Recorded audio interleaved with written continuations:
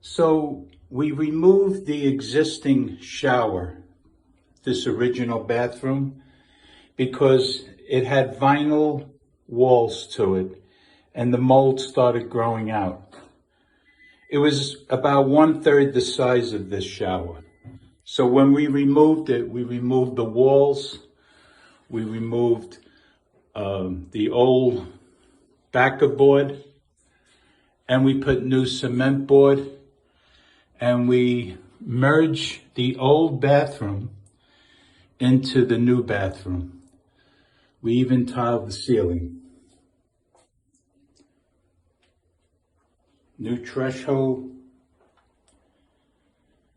new floor tiles, vinyl pan, new shower body. Plenty of shelves, as you can see. And that's what we did.